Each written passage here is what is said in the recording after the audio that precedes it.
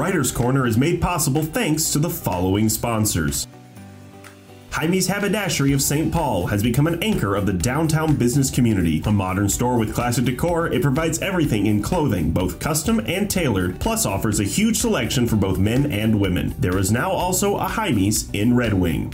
Calumet Editions, an eclectic publisher of fiction, nonfiction, and poetry, introduced a new business model nearly a decade ago, in which the publisher and author work as equal partners in a joint venture. Their stable of authors have won numerous and prestigious prizes across literary forums. Where traditional publishers fail to see the value in projects, Calumet cooperates with his authors in realizing a book's potential. Welcome to another session of Writer's Corner. We have two really good writers with us today, as we usually do, and I'll introduce them in a second. I'm Alan Miller, who hosts this, and on my right is Chris Norbury. Chris has written 4 books now, one of which is displayed right out here. It's a trilogy. His first 3 are a trilogy involving a jazz musician by the name of Matt Lanier, and they're thrillers, and they certainly are thrillers. I can attest to that. Chris also has, based on a long time that he spent with Big Brothers, has a book out called Little Mountain, Big Trouble, which is about the Big Brother experience, and that's out now, and he's working on yet another novel at the moment. He's also an accomplished golfer. I don't know about the accomplished, but really more important, and much of it is in this book, he really knows the Boundary Waters, spends a lot of time in the Boundary Waters, and if we have time, I'll read you an excerpt from this book. Linda Morrison is the first memoir writer that we have had on the show. And Linda has written a very personal, also tragic memoir called Dear Heroin, a Memoir of Goodbyes. And it's basically about her son, Michael, who was addicted and who committed suicide. And one of the ways that she has coped with that loss is by writing this book as a memoir. And I welcome you both here. Thank you. Thank you, Alan. Now, Linda, had you written previously? No, I'd never written a book. I've been told over the years I was a good writer, but no, I hadn't. And my intention was never to write a book. After Mike died, a friend of his who works in a treatment center invited me down there to talk to the clients. And after some time, I did go down. He had been in a lot of treatment centers and obviously hadn't worked. Correct. He worked, he was in 8 treatment centers through the last 4 years of his life. And as I went to share, people would say, you should write a book. And I kept saying, nah, I can't do that. But I don't know, over time it just seemed like I should, and I took classes at the Loft Literary in Minneapolis and found a really great instructor who helped me with memoir. And from notes and memory, the book kind of wrote. And it was very healing for me and very cathartic to write it, to get it out there. And Mike himself told me at a time when he was sober that if anything ever happened to him, he wanted me to share his story.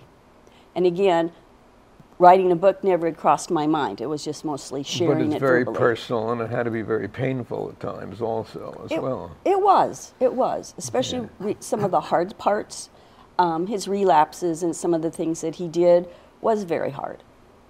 Now, Chris, on the other hand, has written this trilogy about a jazz musician, and why don't you tell us a little bit about how you come to jazz? Okay. Like most kids who get interested in music, at least it seems to me, we always had music in our household. I was talking about Connie Evingson earlier. She grew up listening to jazz, which is one reason she's a great jazz singer. I grew up listening to some jazz, some classical. I was a child of the 60s, so my sister had a record player, and she would bought all the Beatles albums and Beach Boys and Carole King and those things. And we just had music all around. My parents both were in the high school band. My sister and my brother also played instruments. That was just kind of a normal thing we did, but I was not really into jazz that much until I got to high school. And that was in the late 60s when groups like Chicago and Blood, Sweat, and Tears came to be.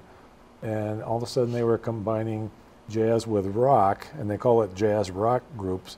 And our high school started a jazz rock ensemble, and I thought, that's where I want to be. So I came to jazz a little bit late in my musical career, I guess you'd call it, but it just totally captured me, and that's the music I love. What instrument did you play? I was a trumpet player, and I wanted to be the next great trumpet player out of Minnesota. We went off to college with that goal, and I started competing with players who were had 5 years more experience playing their instrument, and they had known they wanted to be a professional musician and had practiced and put in the time. And I kind of burned myself out trying to catch up with them. I did the same thing with the drums. Yeah. And I was a drummer in high school, drummer in college band and all. But, you know, competing with guys who went on to become professionals. Yeah. I say guys because we didn't have lady drummers in those days, except my high school, where the best drummer we had was a young lady. And interestingly enough, my mom was actually in the percussion section. Is that right? In the high school band, yeah. You also are very involved in the Boundary Waters, which finds its way into your books in a really interesting way. Yeah. So talk about that. Yeah.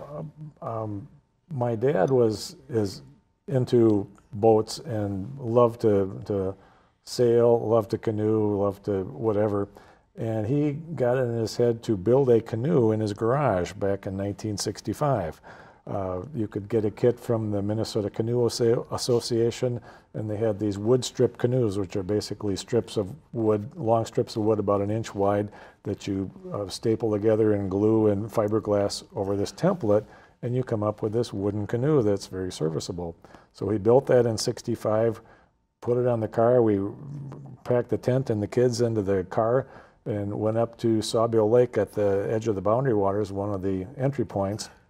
And he took me on my first canoe trip when I was 9 years old. And you got hooked. I kind of did. It was one of those things where, well, this is sure is fun, and we went fishing, and I caught like a northern this big, and that was a big thrill for me because otherwise it was catching sunfish. But it stayed with me. He took me on many more trips. He took my brother on trips. I got my wife before we got married, and while we were married, took her on several trips, went on trips with friends.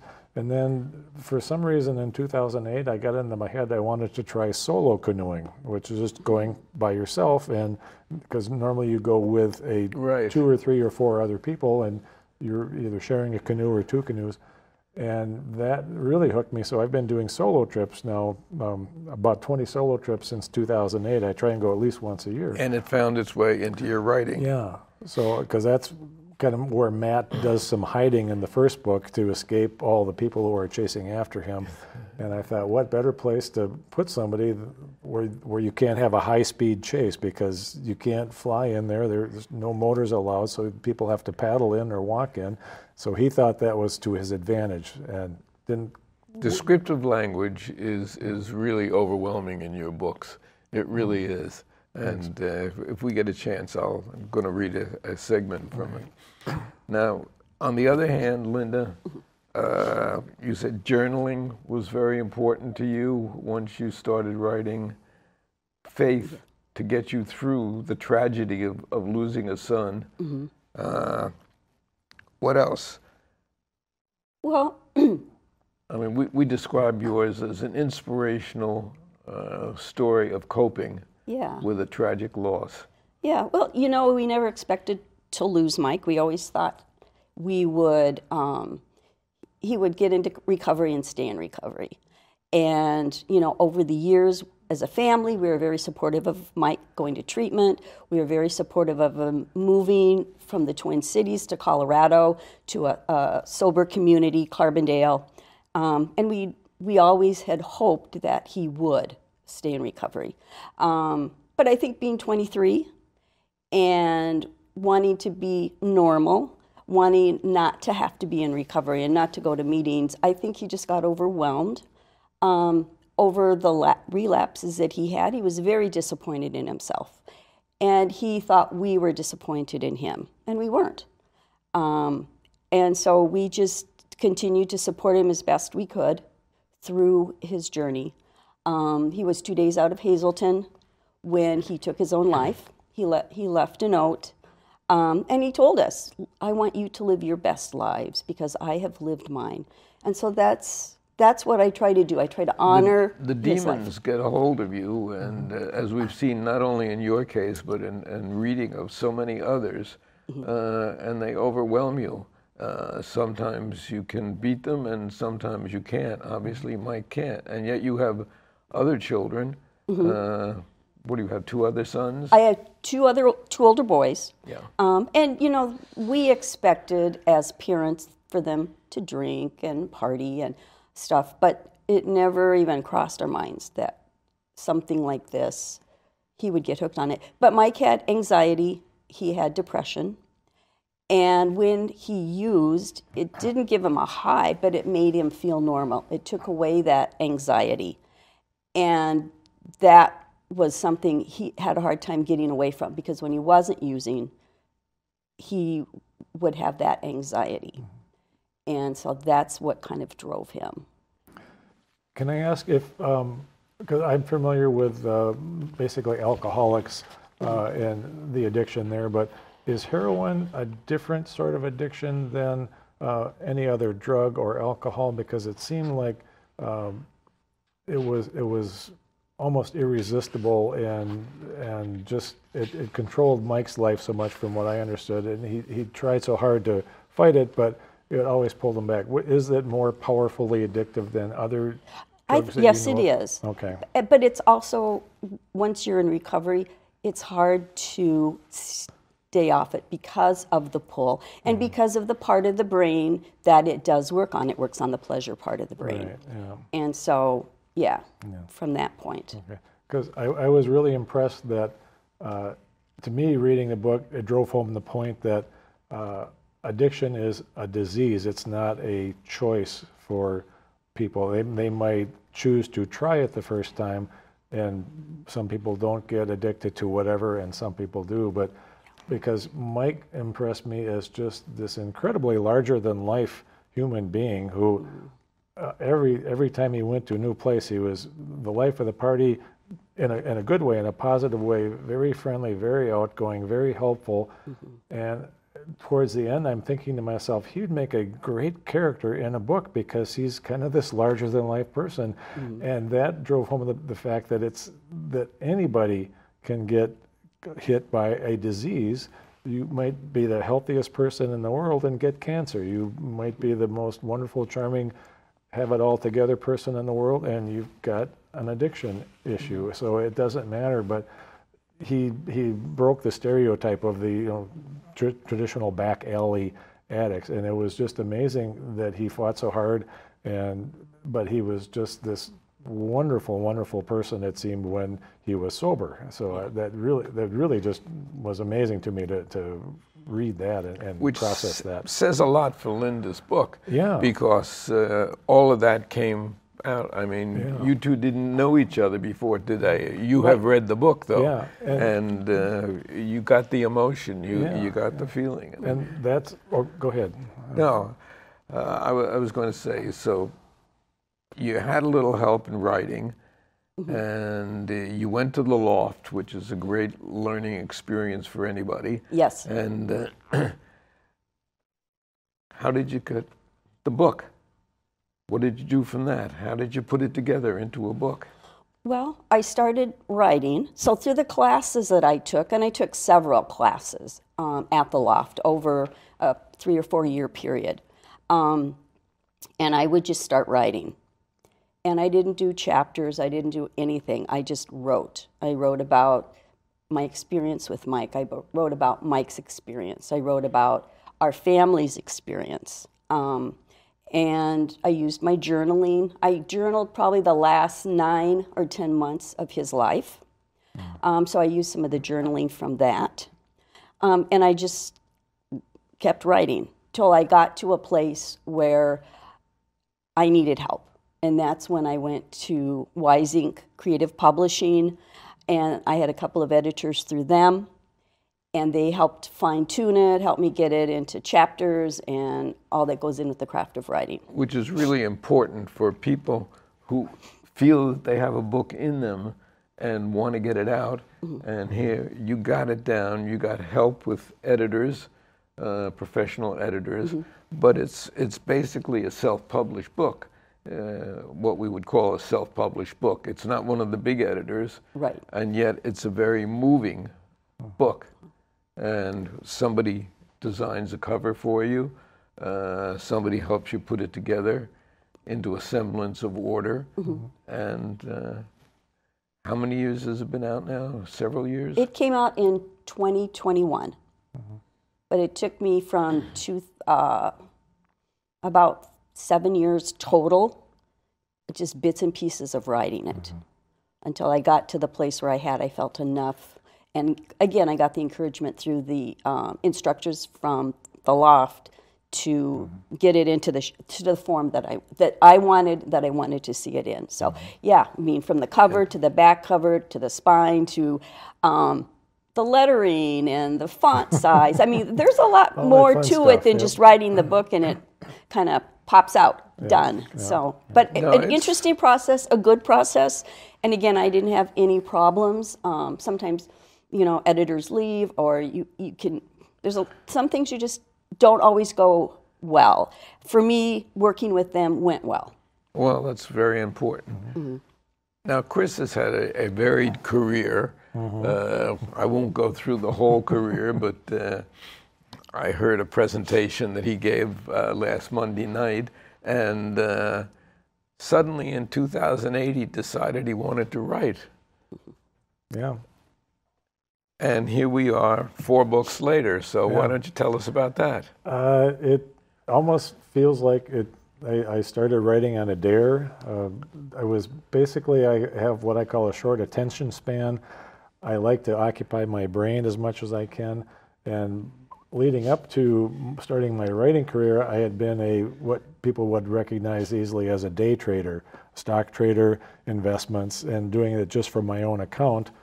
And I'd been doing that. I've been involved in finance and investing since the early 80s, so I'd been doing it for a while. I thought I knew what I was doing, but as you participate more and more, you realize that it's kind of a rigged game, and an individual is never going to have the same advantages. You can't beat the system. You can't beat the big boys. They're always one step ahead of you.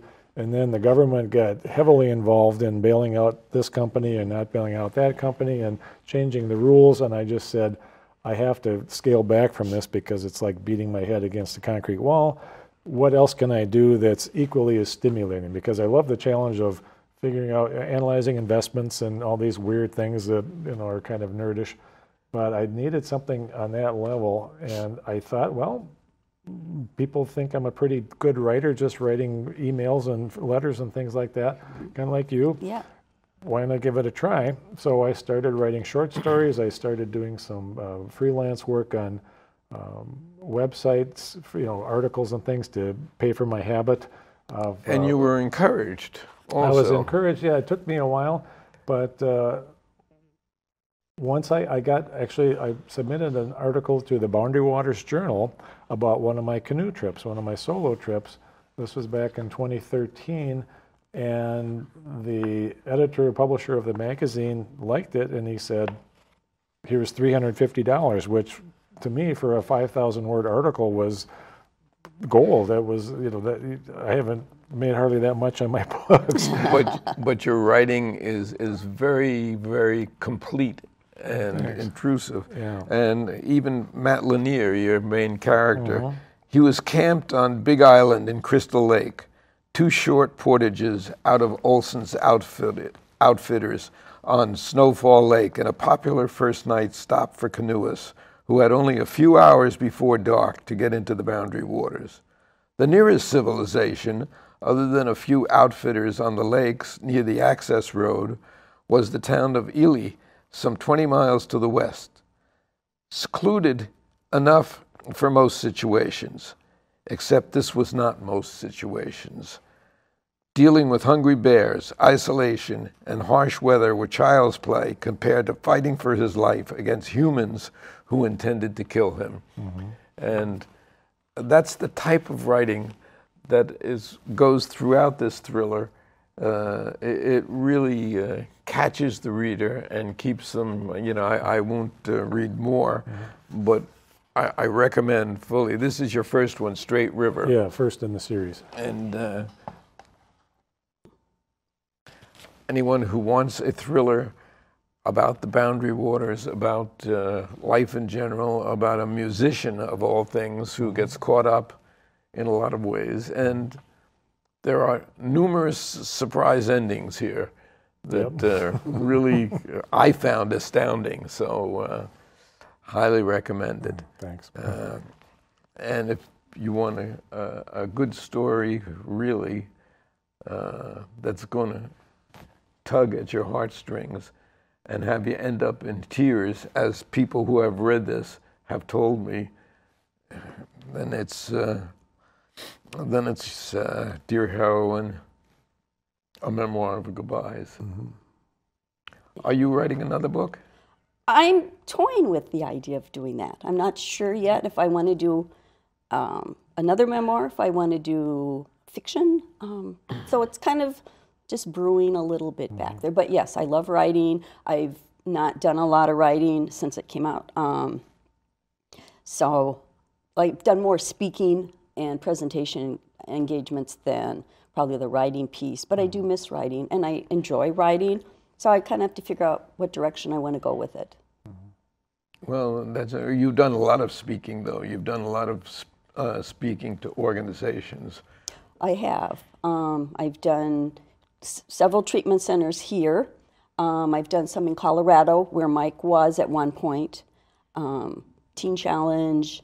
I can't think of the name of it now. Some churches I've been to.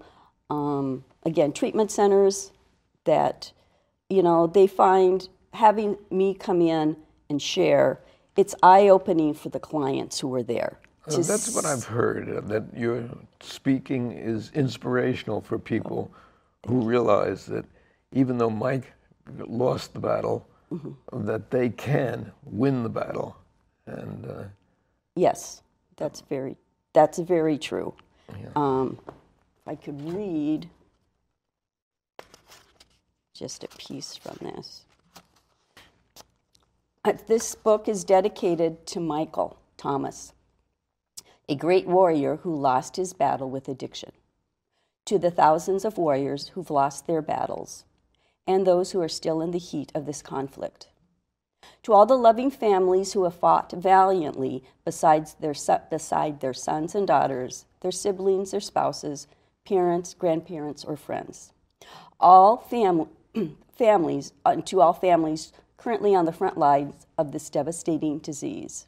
I've been where you are. I know your pain, your sorrow, your losses. I stand beside you, not knowing how or when the tide may turn in favor of your loved one. I want you to know you are not alone. And I think that's what's important, is that others know they're not alone in this journey. Important. That people walk through it, they come beside you and walk with you. And that's really was paramount for us, is to have that support. And your faith helped you also. Yes. Yeah, my faith, I've always been a person of faith, but walking through something like this, you talked about higher power, you need something bigger than you to get through this. And so God has just been very faithful, and every step of the way, being with us, being with our family, just bringing people into your life that speak life to you and can say, I've been there. I can walk with you through this. So yes. Now, what's down the road for you? Well, I just found out that a short story I submitted to Twin Cities Sisters in Crime will be published in their latest anthology, which is always a fun thing to do. I've had another short story published in an anthology several years ago titled Cooked to Death, and it was all Minnesota mystery writers. David Housewright was one of the authors in that collection, and there's several of the ones that David Housewright, who's one of our leading writers, yes, and who will be here next month. He was on our first show, and he has a new book coming out, and he'll be here next month. So that'll be out, I think, in the fall. And just to give you a little tease about the story, the title is Thunder Snow. So I just was playing with an idea that they were talking about it at one of the meetings, and I thought, boy, you know, this might be kind of fun to try this thing. So when I do my short stories, I kind of go off in a different direction from a straight-ahead thriller like I've been doing. So I had a little fun with it and tried to make it a little bit lighter and airier, and had some fun with names and things like that. But that's coming, and then the next Matt Lanier novel is mostly in my head. I'm still kind of working out. It'll take a while. What the plot's going to come out. Yeah, I'm not a slow writer, so don't hold your breath, folks. It might be a year or so. And I was struggling with my current effort, which is the third of a trilogy, and it's been going very slowly. So I didn't submit to Sisters in Crime, but the idea of what I was going to write is still there, and maybe someday. Yep. So. In any event, we have really talked ourselves down to the last minute here. Anything you want to share with the viewers? Well, I think if you have a story in you, write it. And it may not ever get published. It may just be something for yourself. But I think that's important, to get your story out there. And if it gets published, great. And if it doesn't, it's still it's still getting out there. It can be cathartic. Very cathartic, yes. And Chris? My advice, or my thing, is to give local, unknown, non-best-selling authors a chance. I've come across so many outstanding writers and incredibly good books of people who will never be famous, never be on the bestseller list, but don't be afraid to try your local authors. They write wonderful books. Thank you. And thank you for sharing with us. We'll be back next month with another session of Writer's Corner. This is Alan Miller, and we're signing off for today.